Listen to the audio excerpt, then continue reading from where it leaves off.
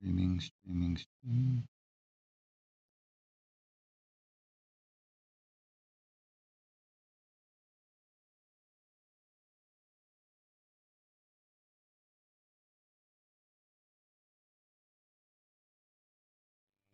American gangsters, 'cause we speak bold, ain't tripping on the haters. It could take freedom from a cold dead hands. We're locked and loaded for the last dance. 'Cause we're the new American gangsters, ready to die for this man.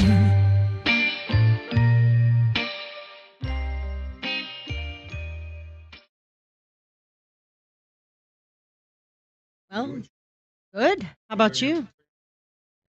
Oh my. Oh my God. I almost forgot. Yeah. See, I'm still sleeping. We missed a week. So I forgot how to do the whole thing. I don't know what I'm doing anymore. Yeah, me neither. I don't know. I don't know how to sit. I don't know what to do with my Well, hands. we'll blame it on Steve. A week goes by and we just forget everything. Yeah. Yeah. So anyway, how you been? Good. Kind of struggling with what happened last week. Yeah. And, Well, I I think a lot of people are struggling. And so, that's why we canceled our show last week. Sorry about that, folks. But, when the United States of America devolves into a country in which so many people seem to relish political assassination, then I'm not sure where we're at anymore. I mean, is the assassination of Charlie Kirk really a bigger sign of things to come and the state of where our country truly is? Well, I think so. I think if you just scan the news media and you look at how many people who believe it's appropriate to actually come out and endorse political violence, to come out and endorse the assassination of someone, and ask yourself, what did Charlie Kirk do? A lot of people say he was offensive, but what did he do? He went into the public square and he challenged people to debate. Right. That's all he did. What is that? The exchange of ideas. Right. Right. That's all it was. It was the Right. exchange of ideas and conversation. Yeah, Yeah. it's really very tragic, and I just really think it speaks volumes when you see people celebrating his death. In my faith, we always talk about exposure, right? Whatever is hidden in darkness will come Right. to light, and I believe that as tragic as this event was, God's Right. going to turn it into something beautiful, and part of what that is exposing Right. the sheer evilness Right. of who these people are Right. and what they're capable of. Well, I got to tell you, when you have a 10 and 11-year old teacher, a teacher that teaches 10 and 11-year-old, Right. right, that is repeatedly playing this video, and just for Steve's edification, the other view you have sucks. Sorry. But when you have a teacher teaching 10 and 11-year-olds who repeatedly plays the video of this very public political assassination and tells her students that Charlie Kirk deserved to die. I mean, where are our public schools? Well, I would It's guess sick. about 20 years ago, Brian, that would have constituted having somebody committed into an institution. Right. It was a tragic and hard thing to see a public execution, right? Right. It's one thing we hear about tragedy and murder, but the scale at which people witnessed the horror of this. And if I had a 10 or an 11-year-old at home, I would not want them to see this. I mean, imagine the emotional scarring that Right. creates. Well, you know what scares me about this the most is that so many people relish this kind of conduct. That so many people are calling for more of this kind of conduct. Absolutely. Right? It's almost like we're to the point where Congress should pass a law where we have one 24-hour period where everybody can go out and kill each other. Right? That's a The move. purge. The purge. Yeah. Right. It's like these people are ready to start some Right. kind of a purge. Right. 100%. And the and how how did we get to this point in our nation that has always relished the First Amendment, right? Our freedom of speech, our right to freely associate with others, our right to go into that public square and exchange ideas like Charlie Kirk did with those with whom he disagreed and those who disagreed with him, right? When we feel it's okay as a people to start assassinating others because they have different political beliefs than we have, then we have gone down a black dark hole. And my fear is that with the number of people that are coming out that are glorifying what happened, they're glorifying the assassin. They're glorifying the assassin's, what is it, furry? Yeah, the She furries. identifies as, I don't even know what that is. But when they glorify this type of conduct, where are we as a nation? Because 20 years ago, I, you know, I, did you see any of this when Reagan was assassinated, or they attempted to assassinate Reagan? Yeah, this is something This new. We're this in a is different kind of environment than I yeah. think we've ever seen. And Hmm. I feel mostly sad for the generations coming up behind us, Right. really, Right. because they will never, in this environment, be able to see the America that we grew up in.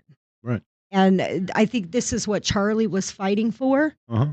And I think this is what many of us are fighting Right. for, is we just want our kids and our Right. grandkids to know the same America that we had the opportunity to experience. And him standing up for that and fighting for that and Right. saying, I want a better life for our kids. Right. I want them to have healthy marriage. Mhm. I want them to know the Lord. I just saying those things made somebody kill him. Right. And it's really sobering, Yeah. I think, for people who still believe that we were in a Democrat versus Republican Right. battle. That's not what's going on here. This No, isn't this is Democrats versus Republican. this is something totally different. These are people who place no value on life. They're willing to take it. They've been raised to take it. They've been raised to discard it. And so America, what we need to do is we need to take a long, hard look at ourselves, and we need to say, what, how did this happen? Right. How did we How did we get here? How did we get here? Because unless we know how we got here, we will never be able to pick the right path out of where here is. Because when we start having political assassinations and when that becomes the norm in our society, look at all. Somebody posted on X a week before Charlie Kirk's death and predicted his assassination. Today, I believe it was, they posted the assassination date of President Donald J. Trump Wow. in the future, and then they deleted their account, right? And so we have a group of people who are willing to use what's traditionally defined as terrorism, right? The use of violence to achieve a political end, in order to intimidate and scare conservatives away from going out into the public square and having these debates, away from running for office. I've been contacted by people that are in the legislature that this has chilled them to the bone Absolutely. Yes. because with all of the language that's being used and that's been used and that's still being thrown about by all these people, all this vitriol, all these people that are pushing this as a good thing, is that going to result in more assassinations of our local political officials? Well, let's talk about that, Steve. You were telling me about a Newsweek article that you read. Do you want to share with everybody?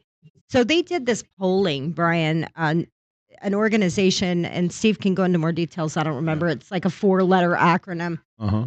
but they did a poll and they surveyed political people or Right. people who identified politically either left or right leaning. Right. And some of the results of this is absolutely Right. terrifying. If these results 100%. are legitimate, Steve, go ahead and share if you would. So, just looking at some surveys, nearly 1/3 of respondents expressed some level of justification for acts of lethal political violence, with significantly higher support among those who identify as left of center. 56% of those respondents said that murdering Donald Trump would have at least been somewhat justified. And 50% said the same thing about Elon Musk. There's a growing violence trend on the left side of the aisle. And was that survey And done a of few- the left? I'm sorry? Was that survey done of the left? People who Well, it wasn't done. It was reported on by Newsweek. So it's being acknowledged by outlets that are typically known as being left leaning. They're starting to publicly acknowledge that there is a problem on the left side of the political ideology in this country, that there's a growing trend towards violence. Right. The left would say that Republicans are mean, or they say mean things, and they equate that to violence. Right. But what the left is doing is they're taking people's lives. Right. Yeah. Think back to the shooting that happened at the baseball field with all of those congressmen.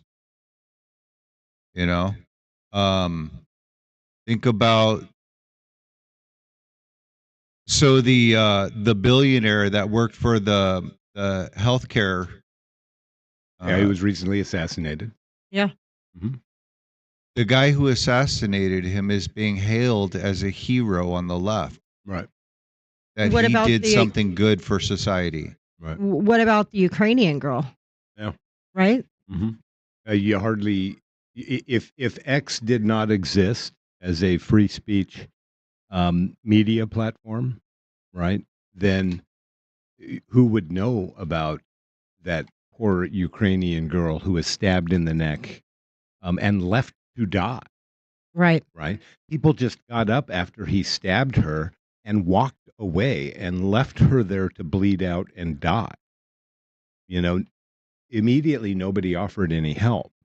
But you can't talk about the fact that it was a black gentleman who stabbed her in the neck, and that all of the people who walked out and left that Ukrainian girl to die were black, right? There was one gentleman who did come to try to help, and he was a white gentleman. And so you can't talk about that today, because if you were to point out those differences, the racial differences, then you're deemed a racist, Right. right?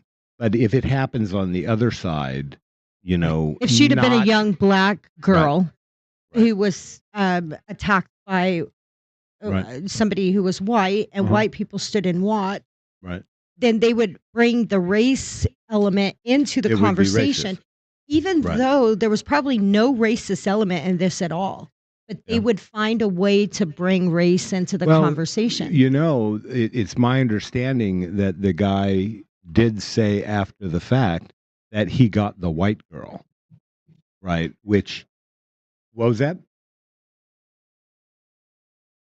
Yeah, he said it repeatedly, Right. that he got the white girl, and so that is, that does indicate that there Right. was an element of racism at play here, but you don't hear about it Right. anywhere unless you go on X and you follow people who are more conservative, right? But that type of behavior, on the left is viewed as simply fine.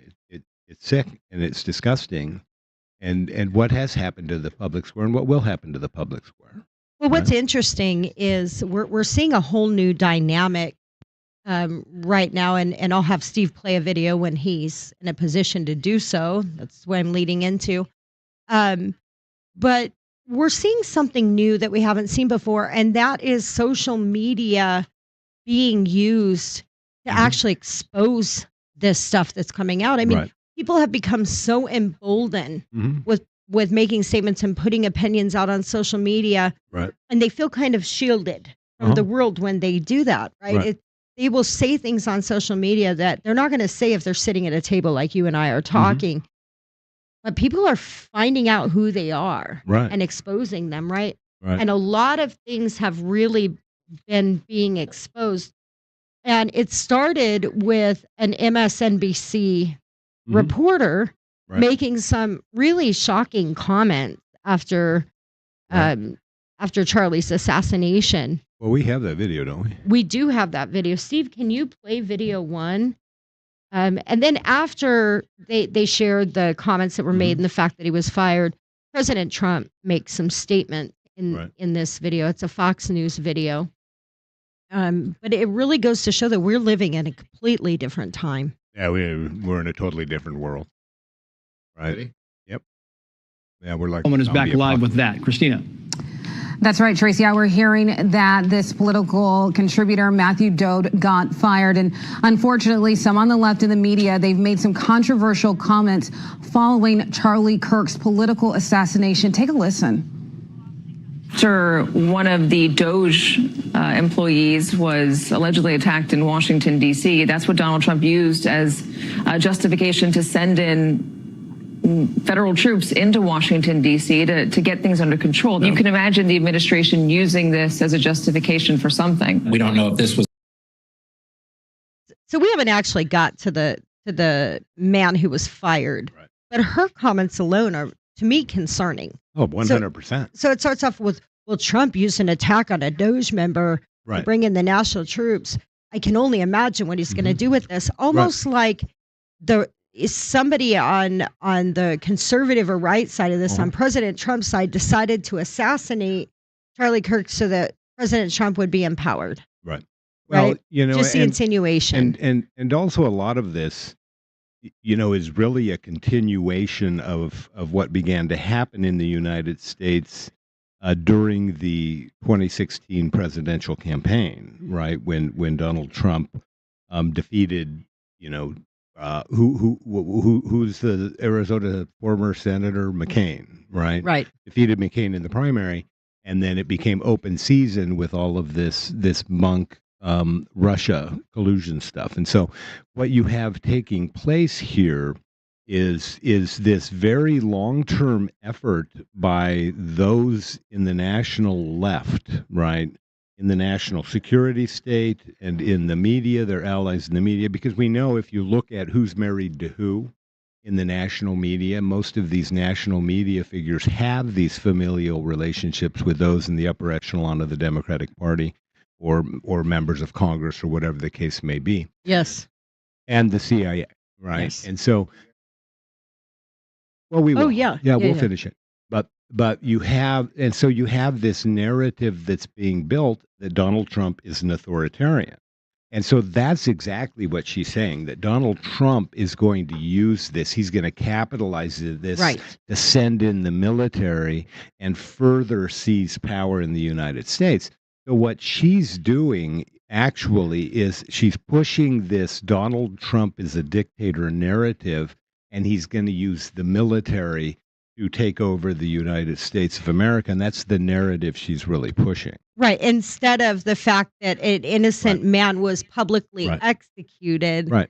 we're going to talk about the Uh-huh. fact of, oh, is this going Right. to, is this Nazi? Right. Because that's what they Well, call him, right? Is this fascist yeah. Nazi Uh-huh. going to now use this to make things worse for us? So Right. they're perpetuating the idea of hate Right. And in these comments. and she's very, very much, you know, responsible for a lot of the violence right now. She herself, right, Right. is responsible for much of this violence. Because if you look at how she starts her narrative, what does she start by saying? A member of Doge was allegedly attacked in Washington, D.C., right? Right. She's saying that this victim of a heinous crime in Washington, D.C., where this member of Doge, his girlfriend, was actually attacked, correct? Yes. And he intervened in her defense.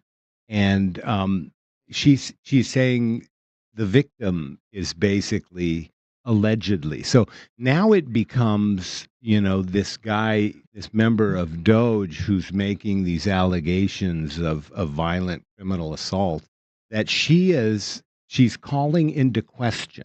Right. Right. She's calling this conservative, what people view Doge members as conservative. I don't know if they're conservative or not. They go in there with their computers and they find a bunch of crap. You could do that and still be, somebody that would go vote for Jimmy Carter. If you want to root out corruption and you want to stop government waste, and that's what Doge was, right? I don't think that is a Democrat or Republican issue. No. It should be an American taxpayer issue, right? So I think these are super brilliant guys who make a lot of money and they'd like to keep their money. No doubt about it. Right? So I don't know that it subscribes to an ideology. Steve, go ahead and put the rest of the video up. The supporter shooting their gun off in celebration, or so we have no idea about this. But following up on what was just said, he's been one of the most divisive, especially divisive younger figures in this, who is constantly sort of pushing this sort of hate speech. Yeah, so that comment got him in some pretty big trouble. MSNBC quickly addressed how inappropriate it was, writing, quote, during our breaking news coverage of the shooting of Charlie Kirk, Matthew Dode made comments that were inappropriate, insensitive, and unacceptable. We apologize for his statements, as has he. There is no place for violence in America, political or otherwise.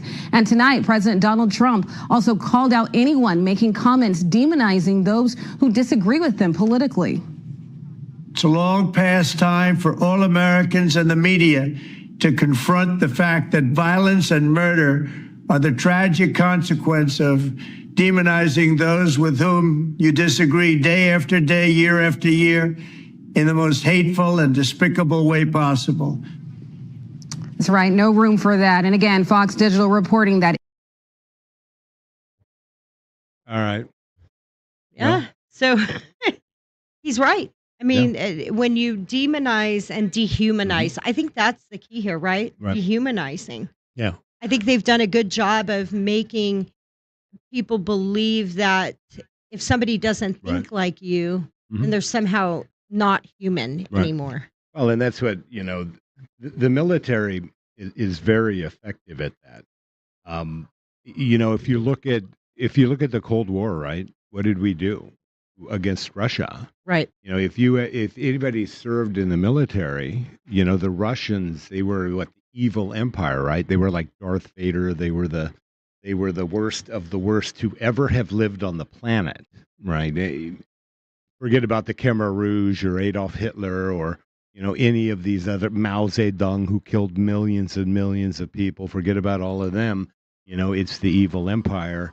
And the reason they try to instill that in young servicemen is because it makes it easier to kill Russians, right?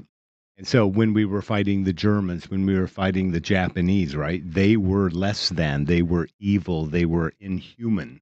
And that made it easier for 15, 16, 17, 18-year-olds to go over there and literally blow people up and shoot people, right? That's what you have to do in war. But that's what they began to do to Donald Trump in 2016, right? Yeah. And this has been nonstop, and we can bring it home, and I want to talk a little bit about next week about Adrian Fontes, right, and some of the comments he's made.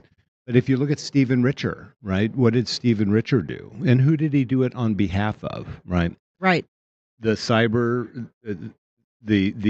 Cybersecurity and Infrastructure Security Agency, for which he was a subject matter expert, I believe, in the areas of disinformation, misinformation, and malinformation. He began spreading all of the disinformation, malinformation, and misinformation all over Arizona, in Arizona courts, with Arizona judges, talking about how violent MAGA was, right? How Right. violent, that President Donald Trump tried to overthrow the government of the United States, right? That we're these evil, barbaric people. And in that regard, Stephen Richer is in part responsible for what happened in Utah to Charlie Kirk, right? Because he's creating this environment using language that helps facilitate these young people who are completely disenfranchised. And we're going to talk more about pharmacology and education, but it makes it much easier for them to kill. Absolutely. I mean, if you look at a lot of these posts, they associate Charlie with all the same things they've associated all of us with that Right. are more conservative leaning. Right. And they associate everything that they've associated the president Uh-huh. with to Charlie Kirk. So bigotry, Right. misogyny, Right. a dictator, fascist, racist. Uh-huh. So every negative term, especially the more fear it generates in Right. people, right? Because people are Mhm. inherently afraid of racism, Right. right? They're afraid of fascism. Right. So when you use these terms and you create an environment where people fear other people and look Right. at them more as what they fear Mhm. than another American or another human being, it makes it easier Mhm. for people like this to do it. I mean, we've seen people now over the last few days from all walks of life, Mhm. to me, doing some of the most horrific things, making some horrible statements, Yeah. right? But even businesses Right. are doing it, right? You've put up number 2. So this is Boulevard Cafe. Yeah. So it's a cafe Real, in real Florida. quick, before we do that, I had a couple thoughts that I've been waiting to try to put in there. And the first one is that, Brian, you were touching on a basic fact of modern society is that the media does not take responsibility for what they're doing. They are the ones planting the seeds of this kind of mentality, this ability to mentally justify political violence because those people over there are evil and detestable and hate everyone else, And so the second thing that I wanted to bring that kind of brings it all together is it's interesting how Hollywood kind of tells the truth sometimes, but masks it in Hollywood magic. It was like maybe a few weeks ago, we were bored, had a couple hours on our hand, and we watched some dumb movie that we found on TV streaming. Mhm. And it was a movie where these military age kids were being sent out into the field and they were being told that the enemy looked like humans, yeah. but you have to wear these goggles Mhm. in order to see that they're actually aliens and you have to kill them. Anyone that looks like an alien.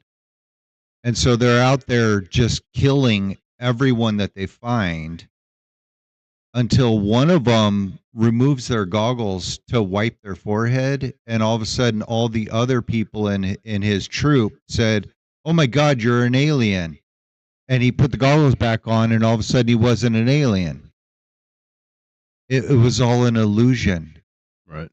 They were being controlled Mhm. in order to just kill all the people that were not politically or ideologically on the same side Right. as who was controlling them, Mhm. right? Yeah. Well,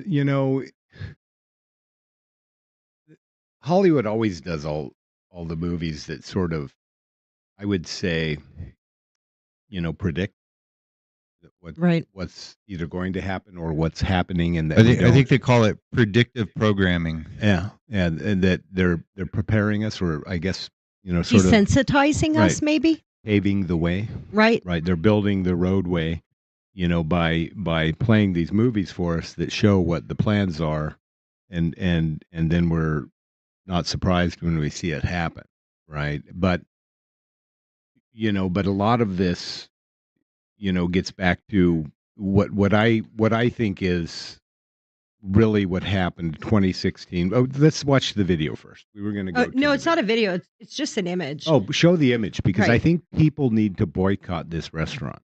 Right.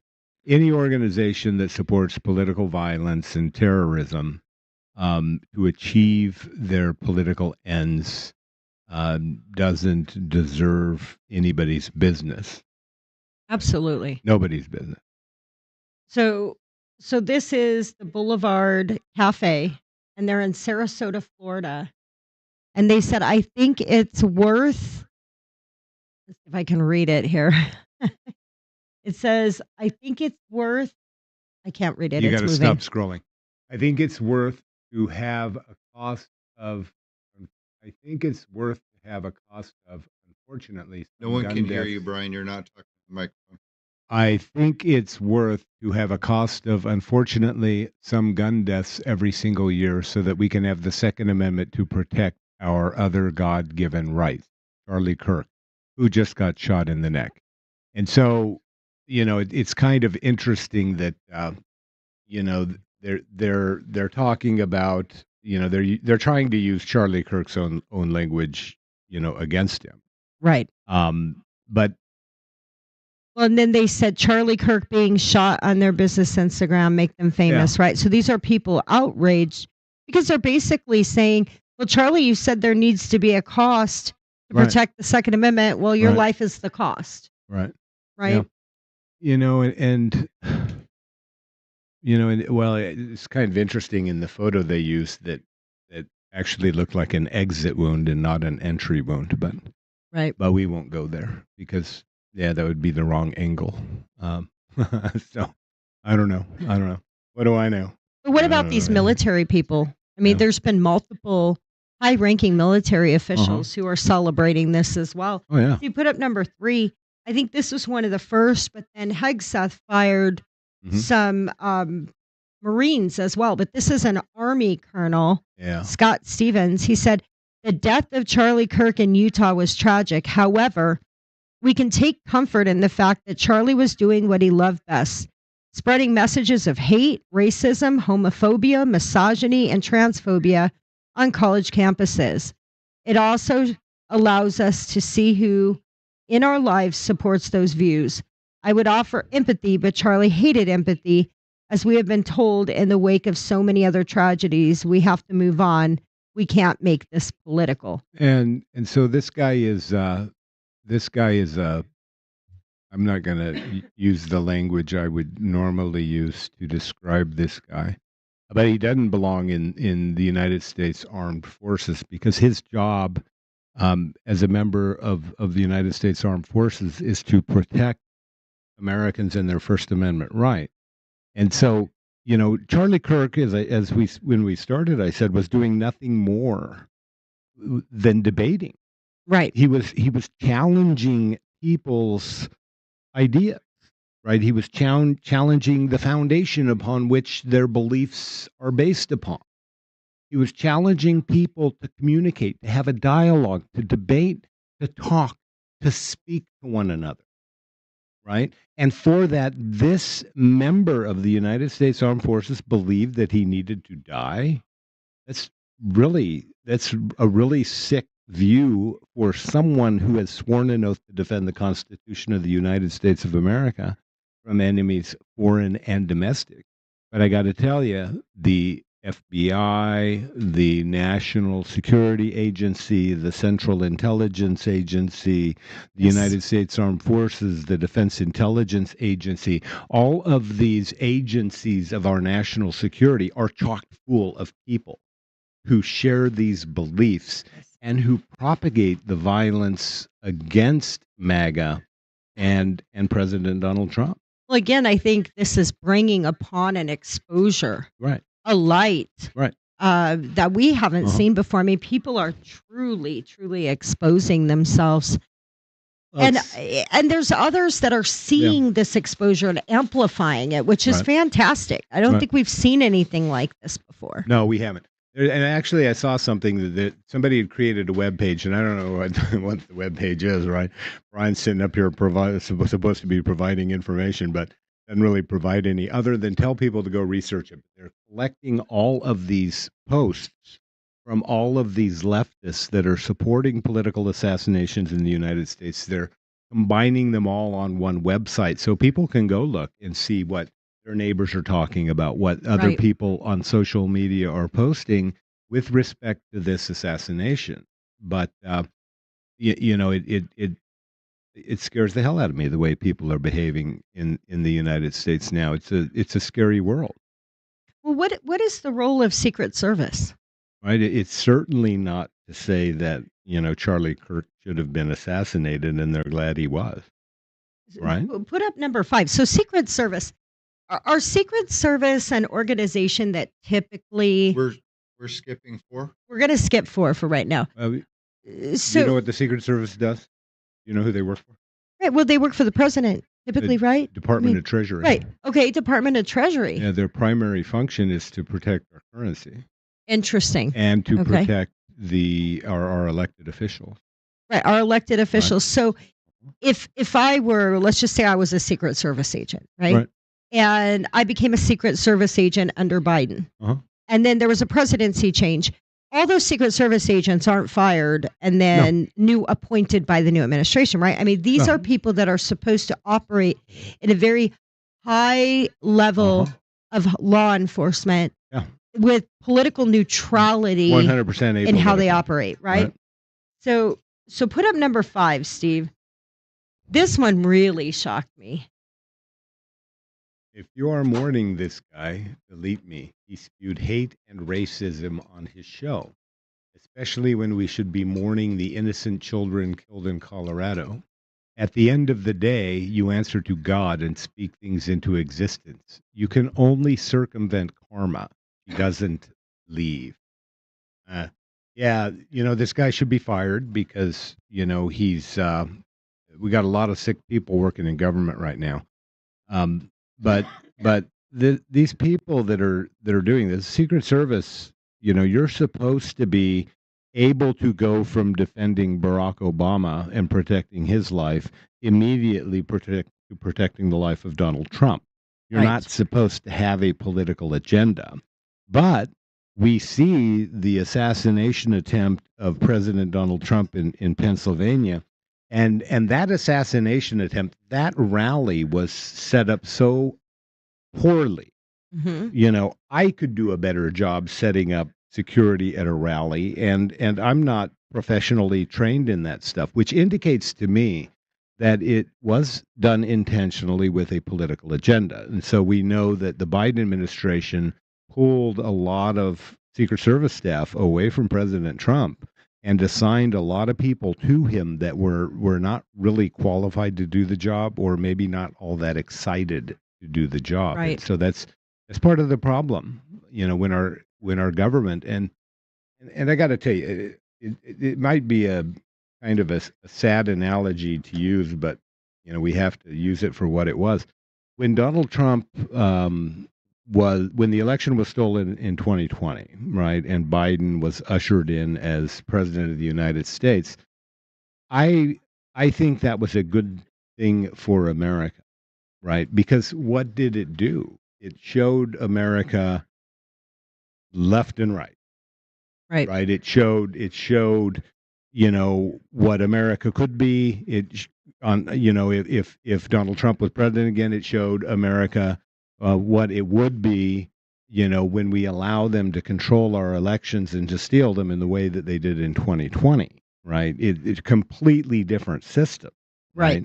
And then you get under the Biden regime, you get people like Adrian Fontes talking about how, we just need to trust the expert, right?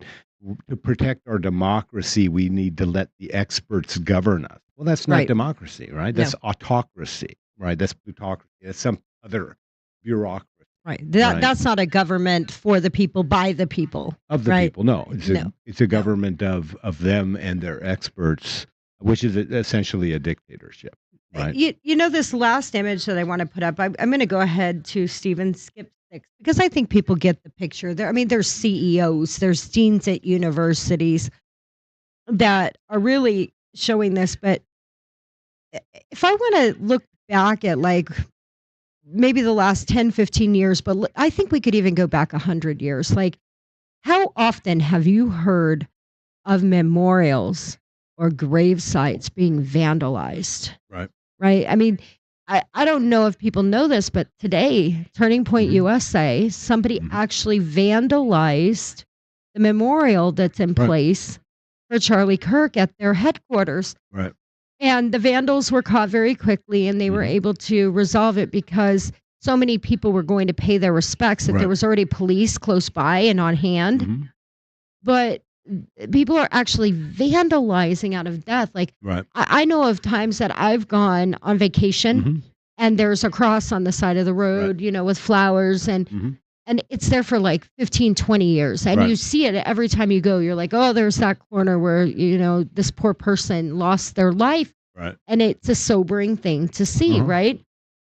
But they're actually vandalizing in the name of celebrating Charlie's death. Steve, can you put up number 7?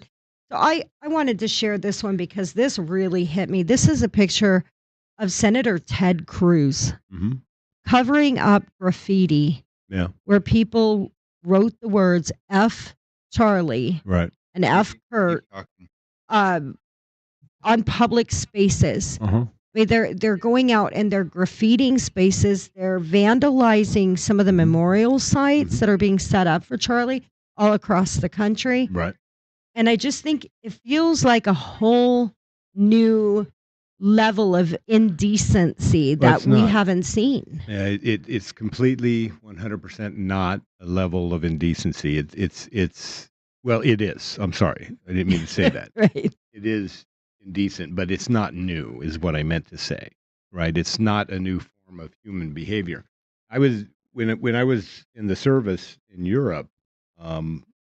There are a lot of places where you can go visit, and for example, you can go to the former Jewish cemeteries, right?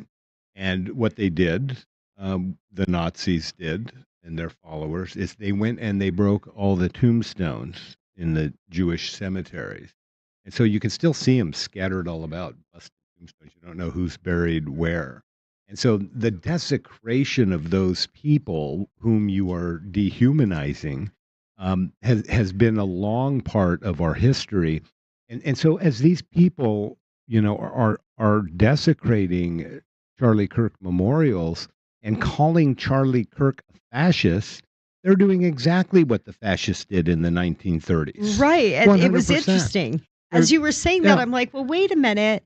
These people are exhibiting the same behavior as the Nazis and the people that they claim that they're fighting against, but they're the ones that are actually exhibiting that behavior. Well, who was it that said, accuse your enemy of doing what you're doing and create confusion? Right? Oh, yeah. I don't remember who said that, but that is so profound and so true. It is 100%. But that's why, it sounds like it. Go ahead and put that up if you're ready, and then we can talk more about. Yeah. So here it is, right here. Yeah. This is, I think, a freeway sign marker in Texas, and I just think it's evil. Yeah. That's pretty sick, but how did we get here?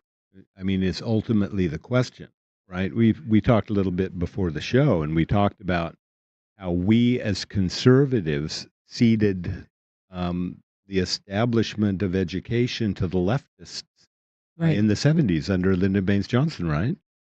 Right. Well, it was the 60s when they kind of implemented the welfare system that incentivized single family homes, right? Or single parent homes.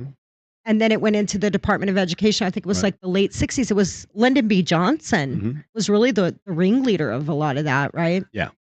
As he had actually no problem, Lyndon Baines Johnson, the war state, the national security state loved him, right? Because he did what FDR wouldn't do, which is why they, replaced him with LBJ. And he would take all of those young men from all of these single family households and send them to their deaths in Vietnam without a problem. It didn't bother him a bit. He lost not an ounce of sleep. But we then ceded education to the left when they allowed them to create the Department of Education and begin, pushing their leftist agenda down from the top down through our state education institutions into our local schools. And we're seeing the results of that now because a lot of states like Florida actually has launched a huge investigation into teachers and what they have been saying about Charlie Kirk after his assassination, right? Yeah, and if you remember kind of what started this though, Ryan, I think even people who don't necessarily have the same faith as I am a Christian, right? Or people that have no faith at all. I think most people that understand history can concede to the idea that a lot of the foundational principles of America was based on morality, right? There was a lot of moral aspects. There was a Christian foundation. There was Judeo-Christian. It was a lot of why this nation was founded. Right. And one of the first things that LBJ did just before they started moving towards the Department of Education, I think that was phase 2, was they created the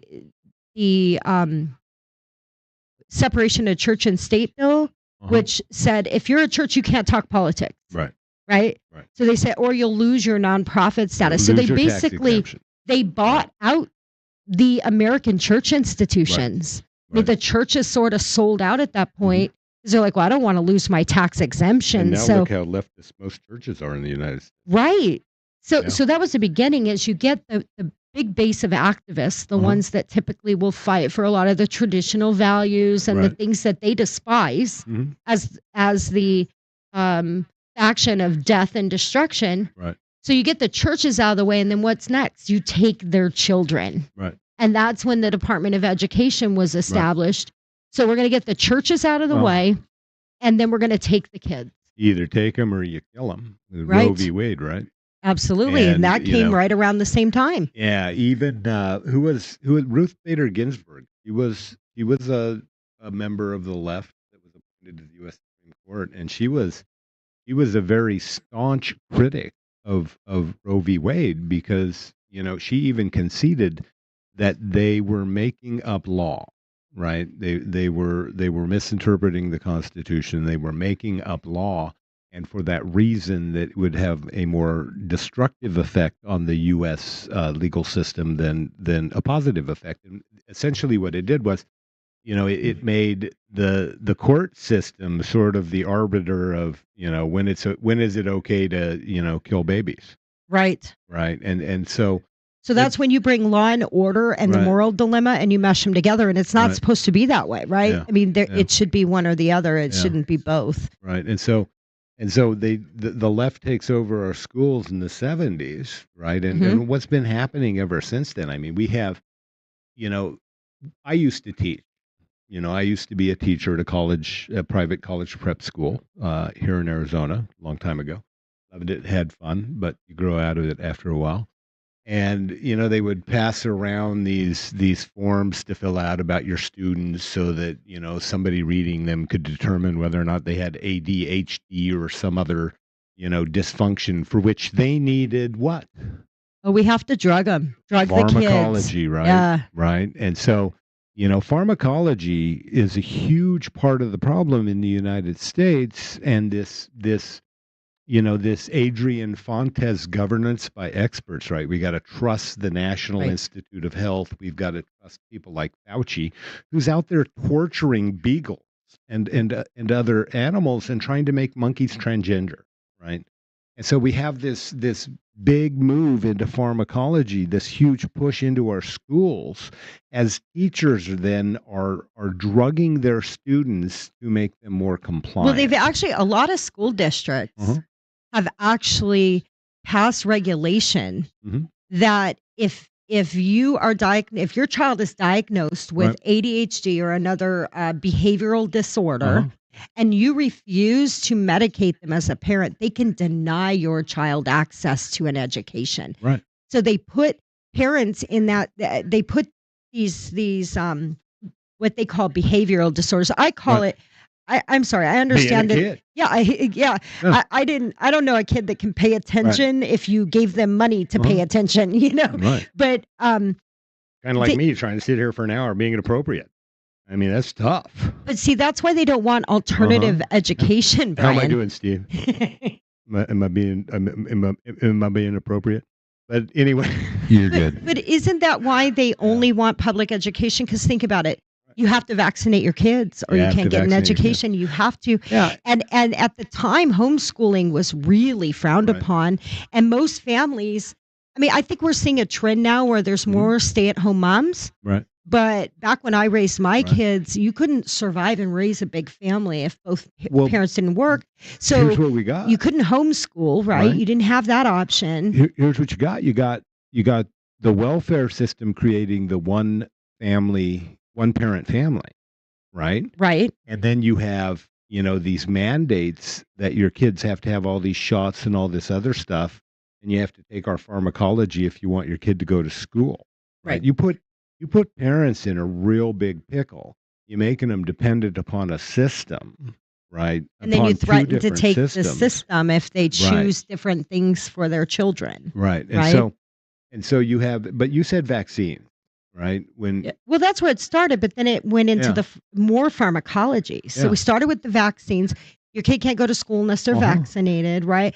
Eventually, we got spiritual exemptions, Right. but many people didn't even know how to access that or what Right. to do. So they just comply, Uh-huh. right? well, and then the ADHD medication, the behavioral disorder, putting Right. kids on pharmacology. Well, your son won't sit in his chair, so unless you give him this drug that we're recommending for him, you can't bring him to Right. school anymore. And you've got single parents or Right. two working families, and they're like, "Well, uh-huh. I have to work. What am I going to do with my kid if I can't send him to school?" Yeah. Well, I got a question for a member of our studio audience. Hey, honey, when you were a kid, what was the vaccination schedule?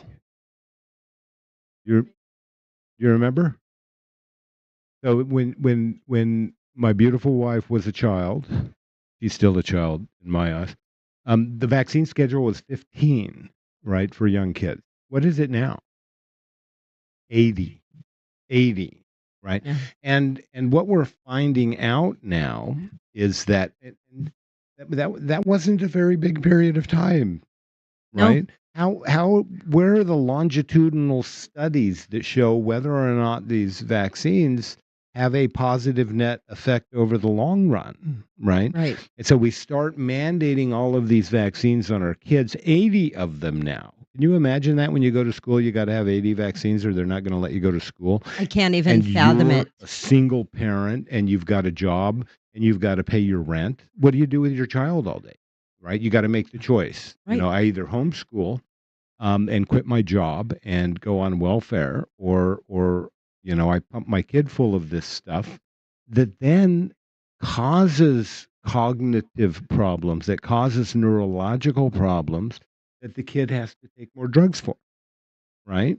Right. And we've created this system, this vicious cycle where we've got a whole bunch of kids that are right now in crisis in America, and that's why I hope RFK gets control of the National Institutes of Health and what we are doing to human beings on behalf of the pharmaceutical company.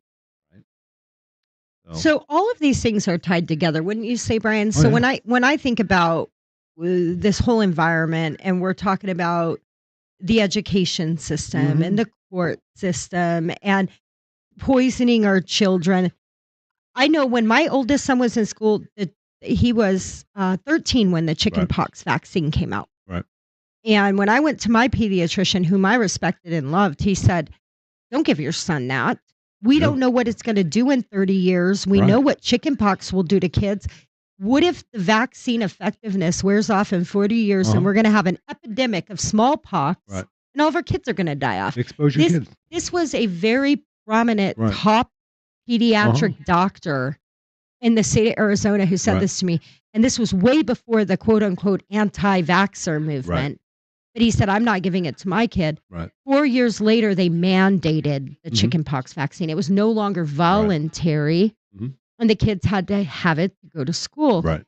But we're talking about a group of people, and I don't like to use the Republican Democrat terminology because I don't think it is Republicans and Democrats. I think there's some Republicans that subscribe to this as Right. well as Democrats. I agree 100%. But there is this leftist, socialist Mhm. type movement Right.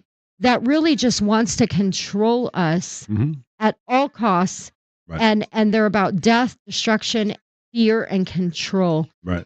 And we normally talk about elections, right? Mhm. Right?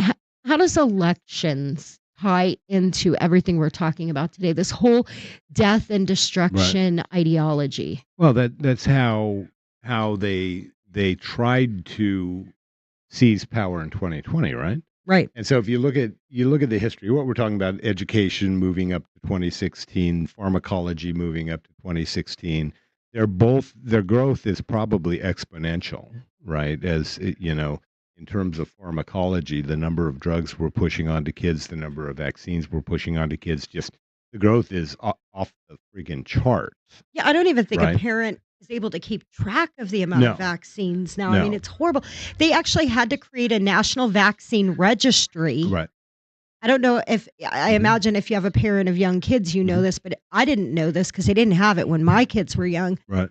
Where no matter where your kid gets a vaccine, it Mhm. goes into this database. So Right. the government and everybody else knows exactly what Mhm. vaccines your child has had. Right. Because I don't think the average parent could even keep track of that many vaccines. No, I mean, I've got a little vaccine passport for my puppy, and he's had like 8, but I don't get him every vaccine, only those necessary for, travel and things of that nature. But, Well, but I feel like we're getting a little bit off topic, that we're focusing too much on vaccines, but we're trying to discuss, right, how this ties into what's Yeah, I know. happening with the children of our country and Right. the youth that are being turned into this radicalized mentality. Right, Where and they're I being think it's taken necessary. out of right. the nuclear family control and put into this Yeah. public brainwashing control, right? Well, but you look at all that, and where I was going with that, Steve, is you take all of that that's taking place coming up to the mid 2010s, 2015 in the election cycle, right? And then you have this outsider come into the fray. And I would say he was probably very much like Ronald Reagan, right? But Reagan changed after the attempted assassination. I don't think Donald Trump has. I think he's dug in. But you have this outsider who's a threat to their power, Right. right? And personally, I don't think we've had really what I would call transparent elections for a very long time, right? If you look Agreed. at Ronald Reagan, who did he have to have as his vice president, or he would have never Right. been supported by the deep state? Right. George Bush, right, the former head of the Central Intelligence Agency. So it's like they pick these vice presidents that are then going to be controlling of the president because they're deep state hacks, like that Pence idiot. Right. But so we come into this, and the American people are seeing, hey, we need a change. So they elect Donald Trump president of the Well, United States I against think all odds. I think that's why a lot of what we were talking about Mhm. is really relevant because we turned over control of our churches. We turned over Right. control of our health, our education of our Uh-huh. children. We turned over our health care Right. to a higher power. Right. Uh-huh. We're putting faith in government, Right. and it was President Trump who rose up people like us. Right. I mean, he's the reason really that Charlie Kirk Right. is who Charlie Kirk is, Uh-huh. because we were empowered Right. to start saying the things many of us have been thinking, Right. but everybody was afraid to say, right? To Yeah. have these tough conversations. Should we vaccinate our kids? Should we go to a church Right. that'll close its doors during COVID? I mean, these are the conversations that were occurring on college campuses Right. because of President Trump and Charlie Kirk, Right. right? Yeah, and so when Trump wins the election, we have, and if you read Arizona Pink Lady, she does a lot of exceptional Right. work, right? Yes. And she's It's been wonderful. talking a lot recently about how the British military intelligence and British intelligence agencies were actually working within the United States on this disinformation campaign against President Donald Trump. And so you have this co-joining of the British military intelligence with U.S. military intelligence to create this fake Russia narrative, right? And then to label President Trump and the MAGA movement as fascists, right? As dictators, as Nazis, as killers, as all of the negative terms they could think of. And that this evolved then into CISA, the National Security Agency, Cybersecurity and Infrastructure Security Agency.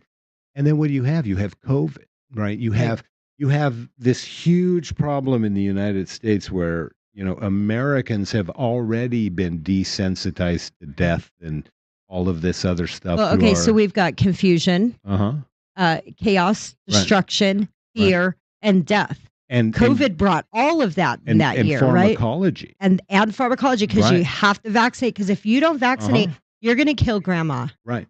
But not only that, the pharmacology, the vaccines that were leading to neurological and cognitive problems on behalf of our youth, and all of the kids on ADHD drugs and all the other drugs. I mean, you take one drug, you need another to counter the side effects of the one drug, right? And then you need a third drug to counter that one's side effects. And so you have this situation, COVID emerges, and you have these national intelligence institutions working in league with the military that basically put the world in a big box and they shake it up, right? And they rattled the world's brain. Was it H.G. Wells, War of the World? Oh, did you ever listen to that? Yes. Was that H.G. Wells, Steve? Yes. Did you listen to it? Did it scare you? As a kid, it was, my imagination. What? We were the last generation that, as kids, we didn't have cell phones, and there was satellite was something that you saw on TV, So, I mean, listening to the original War of the Worlds as a little kid was creepy. It gave me nightmares. Imagine today a kid would listen to that and think it was dumb, right? You as a kid could go turn on the TV. But way back when H.G. Wells did War of the Worlds, all you had was a radio. Right. Right? And you didn't know what the hell was going on because he did it in such a realistic fashion. Right. Well, COVID is the same principle, right? Mm-hmm. You can't see outside of it. You can't see COVID. You can't see COVID. But you got all of these experts that want to govern us telling us all of this stuff that we now know to be a lie.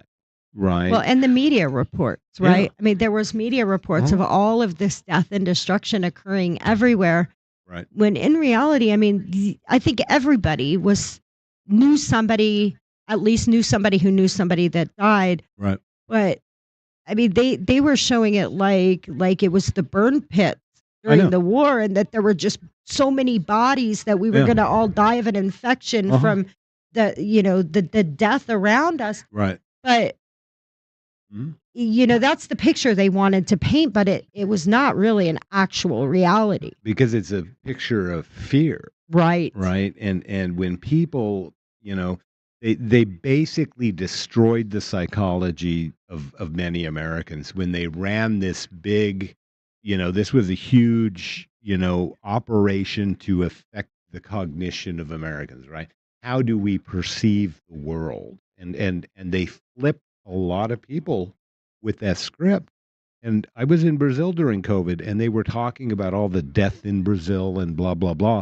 And Jesus, I was still traveling, checking out Brazil during COVID and, going out and going to car shows, and people out hiking and people having fun, going to church and living their lives. But the average person sitting, say, here in Phoenix, Arizona, who's seeing on the news all the stuff's happening in Brazil, they have no way to confirm that because they're not there. The same as you being in Brazil or hearing what's happening in America, And you had no way to confirm whether that was real or not, right? So it's a way to create an environment where you have to trust. Right.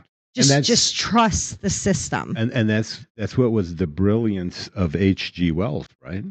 That you could look out your own window and not see anything. You had to trust what that narrator on the radio was telling you. Right. And so that's why they locked people up in most communities. You can't go outside. You can't go to the gym. You can go to Target. You can go to Walmart. You can go to one of the big corporate franchises, right? But don't talk to people. Social distance. Don't keep a mask on. Don't make eye contact. Right. And so it's so bad, right? This virus is so bad and so lethal it'll kill you. We have to close all of the stores and force everyone to go to the same store, right? The dumbest thing I've ever heard in my life. But people, it goes beyond that, people Brian. bought it. There was police in, cloth masks that were barely even hanging onto their faces, chasing people down on the beach to tackle them and arrest them for being outside of their house. Yeah. When there's no other effing people on the damn beach, they're out there by themselves. You know what was the what funniest danger thing? are they putting anyone in? And I'm sorry, this topic gets me pissed off, but it's what was funny was when Florida opened, my puppies and I flew to Miami, right? And my puppies were a day behind me, and so I went and they opened the boardwalk. So you left Brazil at that point and flew back into the States? They opened the boardwalk so you could go get exercise, right? And so there's this huge boardwalk that goes around that's between the city of Miami and the beach, right?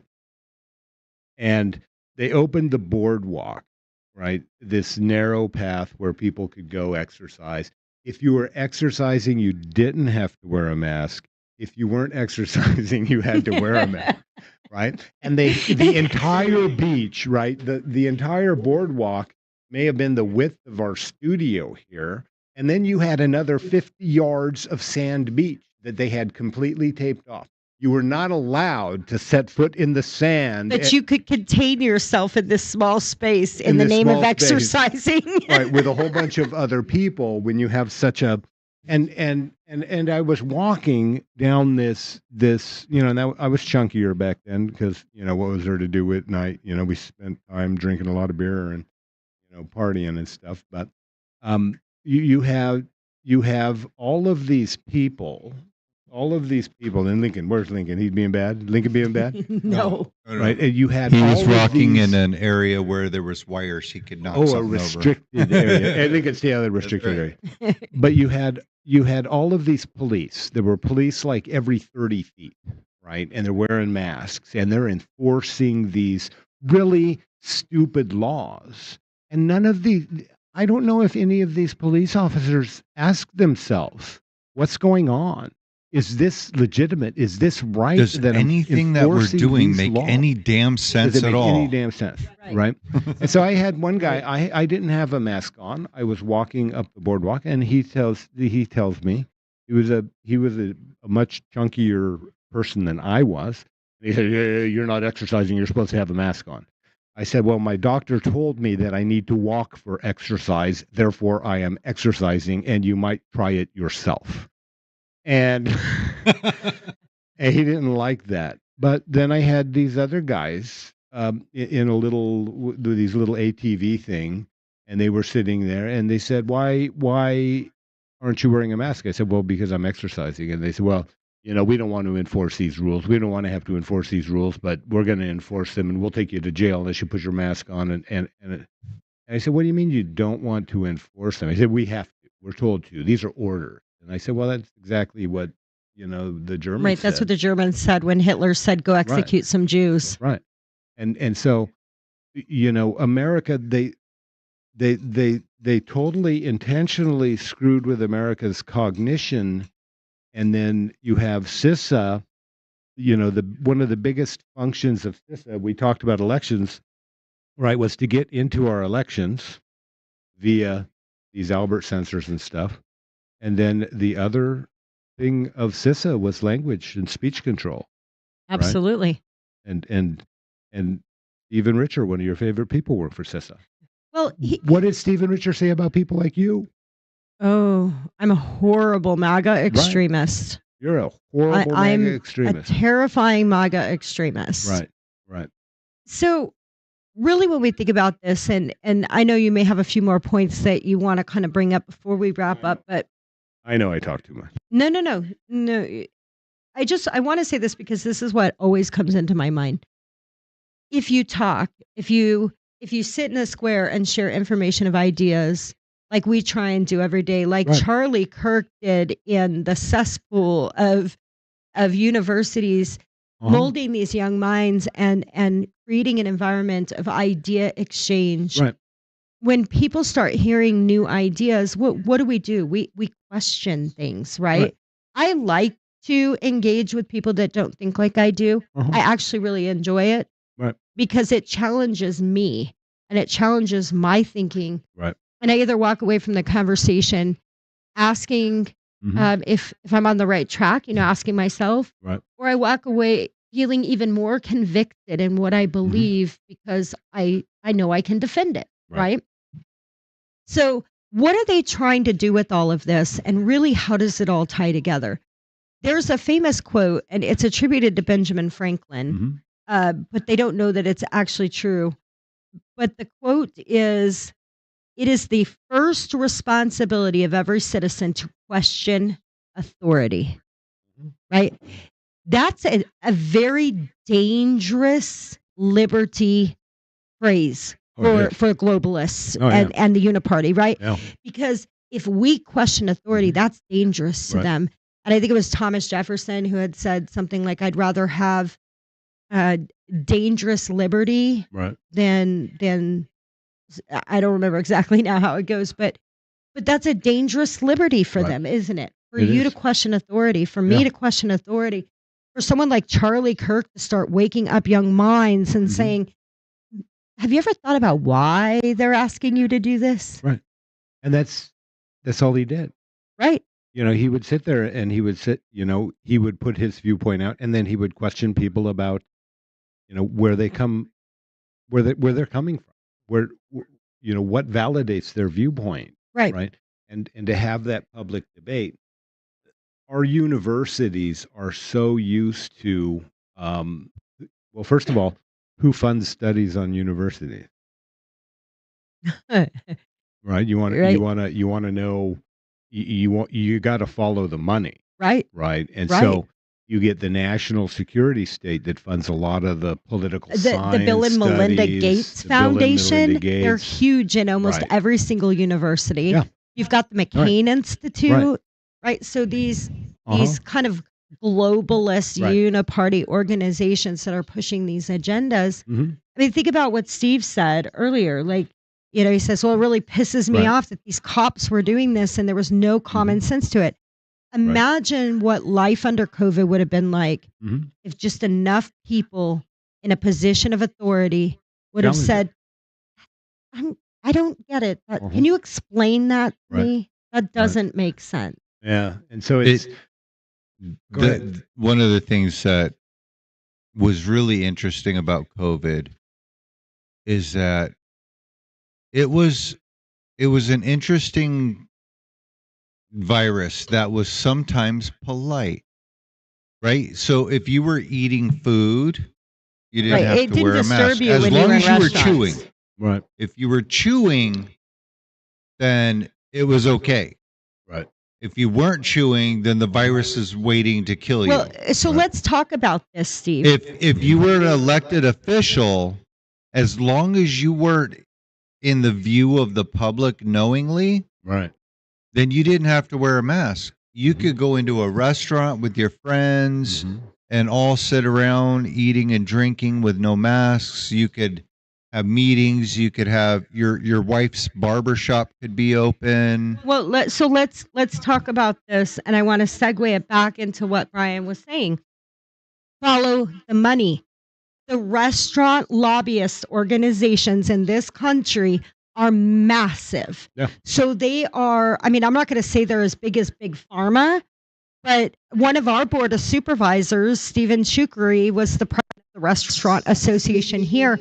They got millions and billions of dollars nationally, millions locally, maybe even billions, but I know millions. And on a national level, the Restaurant Association got so much federal money under COVID that you know that there was some lobbyists involved, right?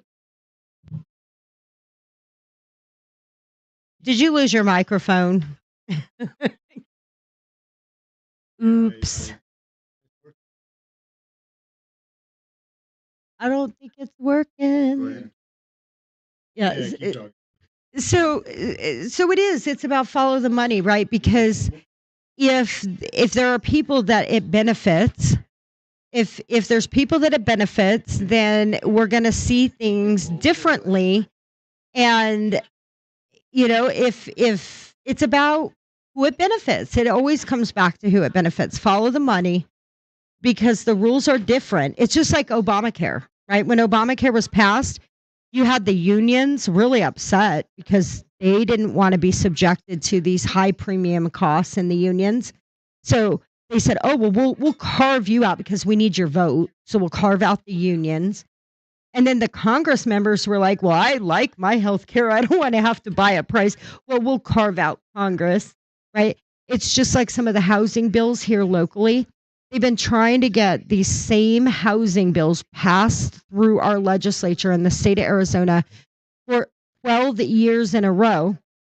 And now it finally passed. Why did it pass?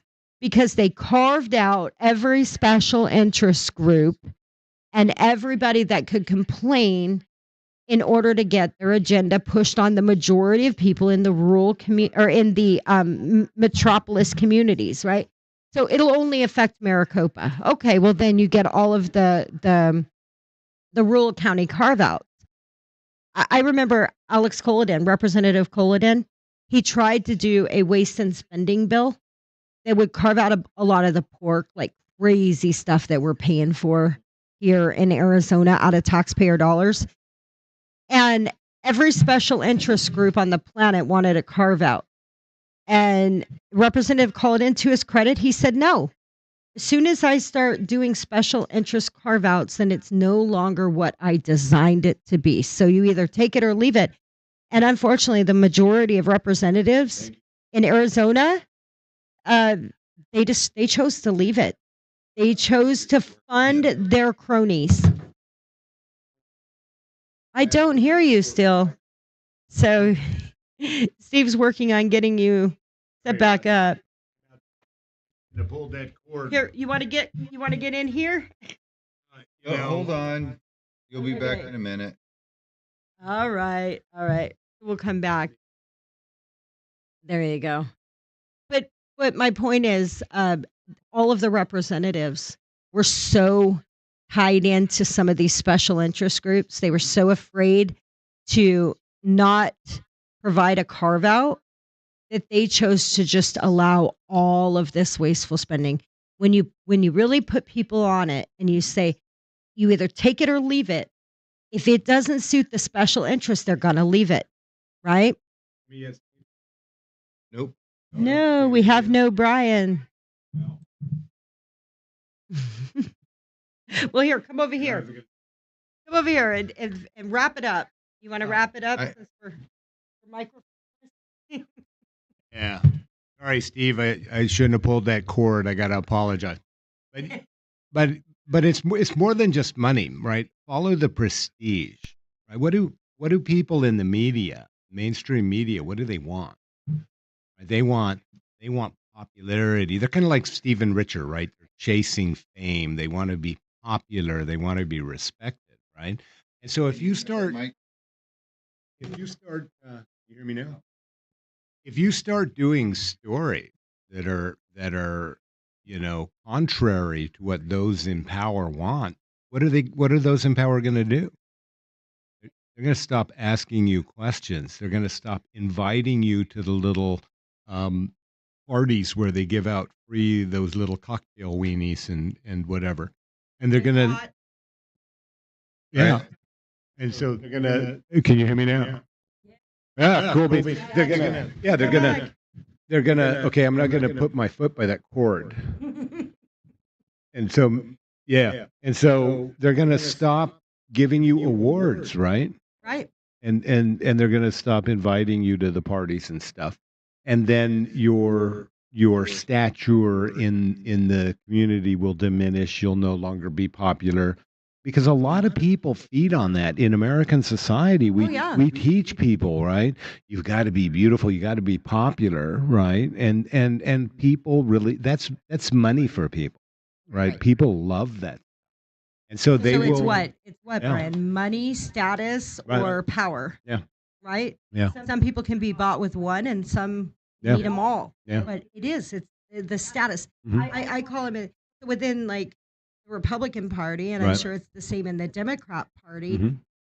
It's the cocktail Republicans or Right. the cocktail Democrats, Right. the ones Talk into your that microphone. they do what they do Mhm. just to get the next invite to the cocktail weenies. Right, You know, right. I mean, Yeah. I want that glass and that Yeah. glass of wine and that photo op. I have to have it. You got to have it, and that's a lot of people, and both on the left and the right. A lot of people are like that, Yes. right? And so, it's not just about following the money. It's about following, what do people desire? What do people want? And what do people need? And we raise people so much that to be wanted.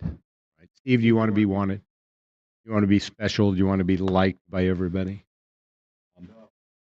Yeah, I don't. That's what one of No, my leave me alone.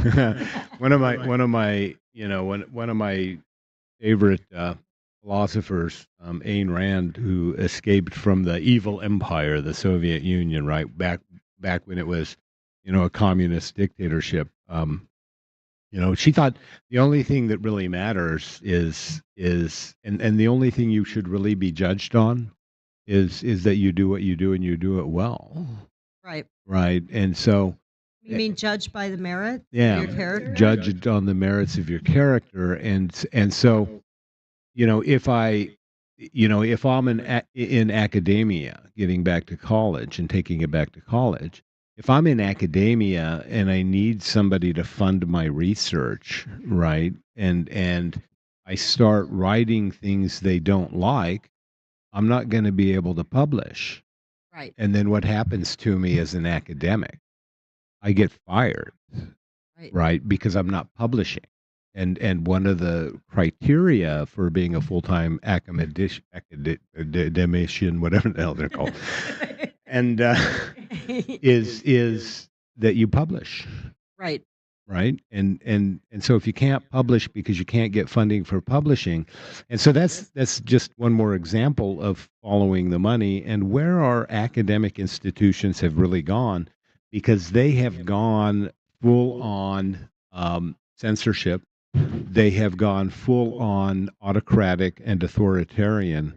There is no free speech allowed on campuses anymore. And Charlie Kirk was challenging that. Absolutely. So, Absolutely. yeah. And so we as Americans need to continue challenging that. We need to get people into our public schools. We need to get people into our universities, so that we can once again have that diversity of thought, right? That doesn't exist anymore. There's a House of Representative, a Virginia delegate, Right. and he's in the House, and he issued a letter basically to the speaker, and he did it in a video, but I think he also wrote it up, Uh-huh. and he said something that really affected me, because I know maybe a year and a half ago, maybe it's been longer, I don't know, time kind of seems to fly by, but there was a point in time where I would say, why can't we, the left and the right, just sit down and have a conversation, because we both want the same things. No, we don't want the same. We just disagree on how to get there, right? Yeah. So you want the same. You want healthy, happy families. You want, but he said, no, we're not there anymore. Right. We have two so fundamentally opposed Oh yeah. Diametrically wants, opposed. diametrically opposed. Yes, diametrically opposed concepts of what we want Right. America to be. Right. That there is no compromise and No. negotiation anymore because we don't want the same things. Right. I agree, and it would get to, you know, we could probably look across the aisle at Stephen Richer, and Stephen Richer would say, "Oh yeah, we want, you know, happy, healthy family."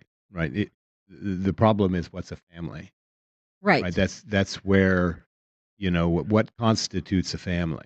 You know, Right. is it marriage in the eyes of the state of a man and a woman with children, or is it, you know, a Furby, you know, and her boyfriend that, you know, adopt some Guatemalan baby, or some baby Or made in a test tube somewhere. or let's even just go more simple than that. Yeah. Uh, what is a happy, healthy family? To many of us, it's a family that actually can spend time together, enjoy each other, make decisions together, right? Right. Eat together. You know, for them, is a happy, healthy family somebody living on the welfare system, barely making ends meet with their Right. kids, you know, going to public school. To some people, that's not a healthy, happy family, Right. right? That's a family who's surviving Right. and not living, right? Yeah. So, what is the idea of the American dream? What does that Mhm. look like, and what do we want for America? Right. And I don't think these two sides can sit down anymore. And if they drew a picture of what the future of America looks like, Mhm. I think you'd be looking at two different countries. Right. Well, you know, I think one thing that needs to happen. Shelby, no one can hear the Oh, you're dropping syllables again, Shelby. I Yeah, didn't even move. you know, I Okay. think moving forward, one thing that needs to happen, and I think we see that happening now with people being fired publicly. Oh, yeah. You know, and all everything that's taking place is that people need to be held accountable for what they're saying. They need to be held accountable for their speech.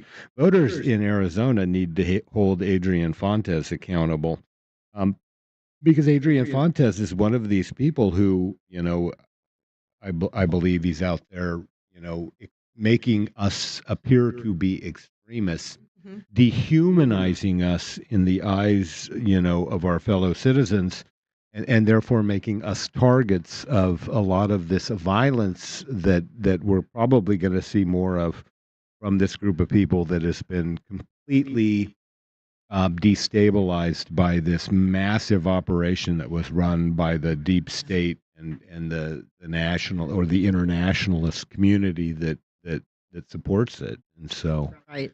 we need accountability, because until people learn that political violence is terrorism, it's a crime. It's one of the most vicious crimes you can have, because it is intended to stop the public debate.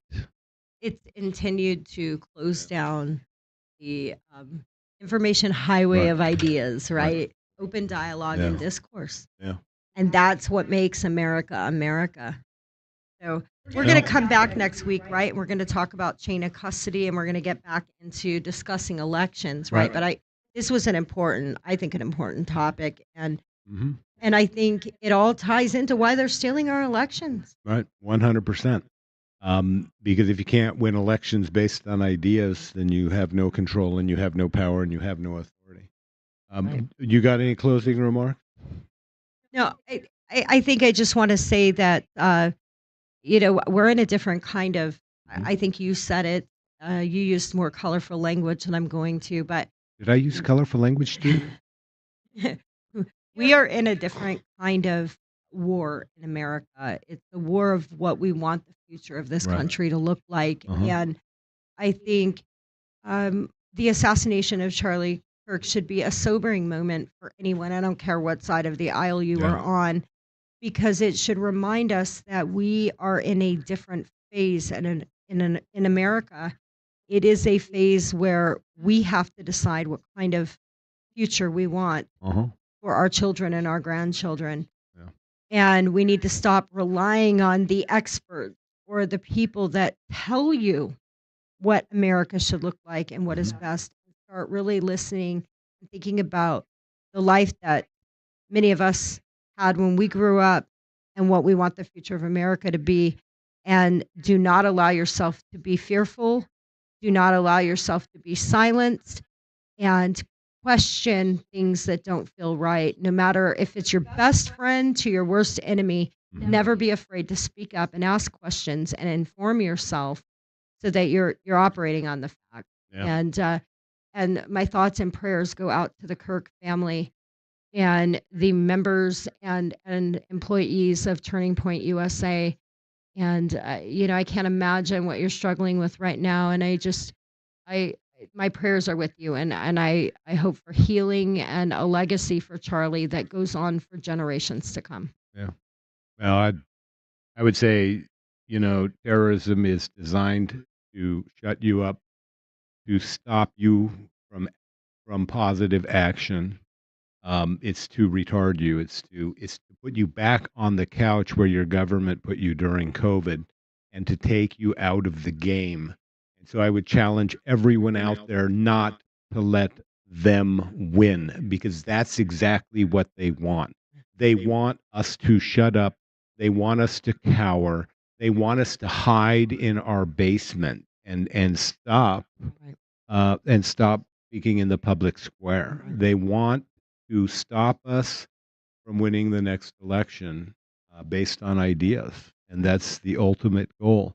I would challenge everybody out there, stay Get active, bolder and get louder, get right? bolder, get louder, and get more people off the couch. And I think, it's unfortunate, and my heart goes out to Charlie Kirk's family. He had young kids, and it's just got to be horrible. Um, a lot of people criticize, Charlie Kirk for criticizing empathy, but he wasn't really criticizing empathy. He was saying it should be called sympathy, because I can't feel what his family's feeling. Right. I have never had that happen to me, and so I can't feel that. I can sympathize with him, and that's what Charlie Kirk meant. And so, honor that memory by staying active and going out and making sure we have to take Congress the next midterm. We have to. So, Steve, did you have a closing remark you want to share? Yeah, a couple quick thoughts that I had earlier. I never want to really interject them, but you're right. This is terrorism, and it's directly comparable to Nazi Germany, but not just that. You can actually compare this style of terrorism to what the KKK did.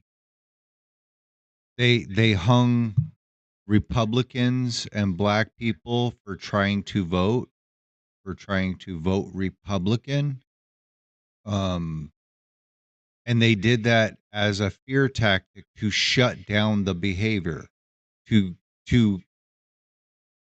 threaten people into feeling like if they try to do what they know is right to do, that they're going to potentially pay with their life. And your vote is your voice. There is no difference there. The left is acting exactly how the KKK did back in the day. They're trying to control society through intimidation and violence. Remember how that went for them. Eventually, the NRA was formed. It says, okay, you want to scare me to go cast my vote? I'm going to arm myself. So we have to remember that too. We cannot be afraid to continue to advocate for the Second Amendment right and the right to bear arms and the right to defend Absolutely. ourselves. Right. And then this societal control that you guys have been talking about the whole time, it's 100% accurate. Like I remember when we were kids, there was a different, like, in society there was issues here and there. but there was this greater unspoken knowledge that we were all Americans, that we were all neighbors. When there was a national tragedy, we came together as a national community, right? Welcome to the new America. Yeah, 30 years ago, it was more, the mentality of our country was more like how two teams of kids get together, play a game like football, try to kick each other's asses, and then afterwards they line up and shake hands. Good game. Right? That's how America used to be. And yes, there was some outliers, but the majority of America just made fun of them and ridiculed them like weird KKK people. Like, that's abnormal. Those are weirdos. But for the most part, we all came back together. And the last time that I think we all came back together in this country was after 9/11. You saw an American flag on every other house.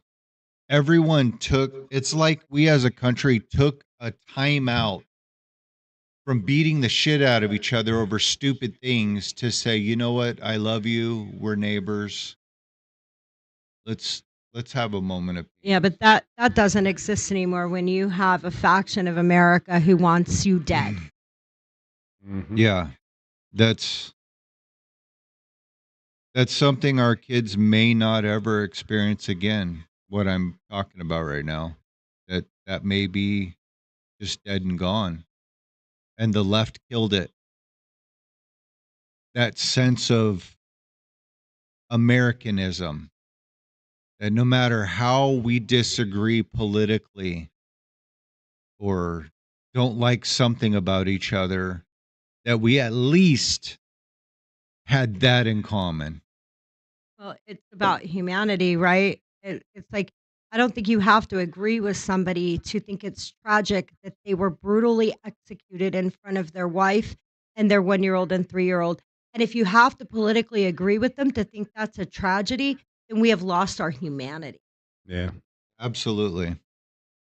Well, lost it, or for many, they actually never developed it because of the system that we've created. And the Oh. only way it's going to change, and we are going to get back to that America, is we Yeah. have to fix the system. Yeah. And that's what we're all Tho- doing here. And that's why Those votes of are us so who grew important. up in the time Yeah. that I was talking about, a great many of us raised our kids the wrong way. We coddled them too much, and they didn't have the same values instilled in them as we had. And so, yeah, today's world is different. Yep. But that's why we're getting back to the topic of elections next week, that will sort of be, I believe, commingled with this subject of, the left's vitriol, and because that's important in terms of what was taking place in our elections, the need for election secrecy, right? Right. And all of that stuff that Stephen Richer so handily pushed on the people of the state of Arizona. You know where Stephen Richer is, by the way? I heard he's no longer in Arizona. I know he's working for CISA, but I don't know. His wife Well, works he's not working for CISA anymore. his wife works for the Arizona, or not CISA anymore. He was he working States for? United. States United. Yeah. That's right. He's working for States United, but Uh-huh. isn't his wife still employed Nobody at knows. the U.S. Attorney's No, office? nobody knows. Arizona Attorney's after Office? we did our public records request and our letter demanding they preserve her personal emails, he sort of disappeared off the I saw that. off the radar. Yeah, it's a little Yeah, so we'll see. interesting. I don't know. Anyway, But yeah, next week. if you want the humanity Steve's talking about, if you want to find that America again, then you need to continue to fight, educate yourself, and learn. Yeah. And I can't say this enough. It all comes back to our elections, because if the right people aren't in office protecting, preserving, and defending our rights, Mhm. then they will continue to steal everything. And that's all the way down to, unfortunately, the life of a 31-year-old man who was fighting for you and your kids. So Yeah. God bless and good night. Peace.